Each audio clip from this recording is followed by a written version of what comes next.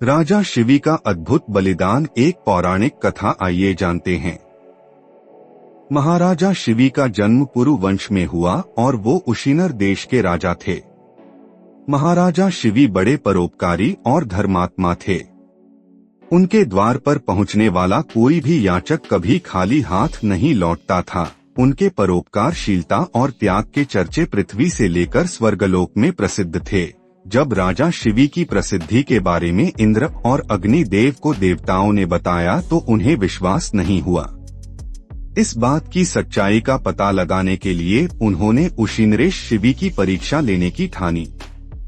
और फिर इंद्र ने बाज का रूप धारण कर लिया और अग्नि ने एक कबूतर का, और फिर वो दोनों उड़कर राजा शिवी के राज्य में जा पहुँचे।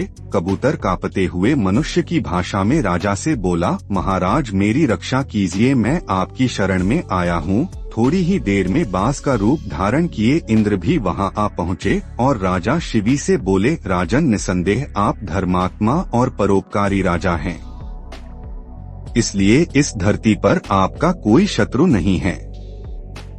इतने महान होकर आप ये क्या कर रहे हैं? मैं भूख से व्याकुल होकर भोजन की तलाश में भटक रहा था। तभी मुझे ये पक्षी मिला, इसलिए आप इसे अपनी शरण में नहीं ले सकते। यह अधर्म है। कृपा करके आप मुझे मेरा भोजन वापस कर दीजिए।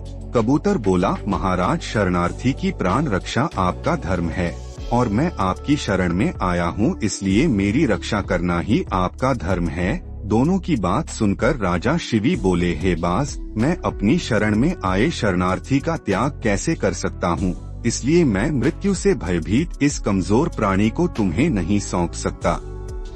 इसके बदले तुम अपनी भूख मिटाने के लिए जो चाहे मुझसे मांग सकते हो। बाज ने जवाब दिया, महाराज मैं इस समय भूख से पीड़ित हूँ और मेरे बच्चे भी खाने के लिए मुझ पर निर्भर हैं। अगर मैं भूखा रहा तो मेरे बच्चे भी भूख से मर जाएंगे, इसलिए मेरे खाने लायक जो भी आपसे संभव हो उसे इस कबूतर के वजन के बराबर तराजू में तोलकर दे दीजिए, जिससे मेरी भूख मिट सके। राजा शिवी बोले, हे बाज बताओ मैं तुम्हें खाने के लिए कौन सा आहार दूं? बाज ने तुरंत जवाब दिया, राजन मेरी भूख ताज़ा मांस खाने से ही बुझ सकती है। आठ यदि आप इस कबूतर के बराबर आप अपना मांस तोलकर मुझे दे दीजिए। बाज की बात सुनकर राजा ने तुरंत तराजू मंगवाया और उसके एक पलड़े में कबूतर को बिठाकर दूसरे पलड़े में अपनी बाजू का मांस काट कर रखने लगे। लेकिन थोड़ी ही देर में एक अजीब बात हुई। राजा ने अपना काफी मांस पलड़े में रख दिया था, लेकिन तब भी कबूतर का पलड़ा बिना हिले जस का तस ही बना रहा। तो वे स्वयं ही पलड़े में बैठते हुए बाज से बोले, हे बाज, ये लो मैं तुम्हारा आहार तुम्हारे सामने बैठा हूँ। तुम अब मेरे पूरे शरीर को ही खाकर अपनी भूख मिटा लो। राजा शिवी के इतना कहते ही आकाश से पुष्प वर्षा होने लगी और तभी वे दोनों पक्षी अपने असली रूप में इंद्र और अग्नि बनकर प्रकट हो गए। इंद्र ने कहा, हे राजन, आपके जैसा धर्मपरायण और त्यागी राजा मैंने कहीं नहीं देखा। मैं इंद्र हूँ जो बाज बनकर आपसे बात कर रहा था और कबूतर का रूप इन अग्नि देव ने धारण किया था। हम दोनों आपके धर्म और त्याग की परीक्षा लेने आए थे।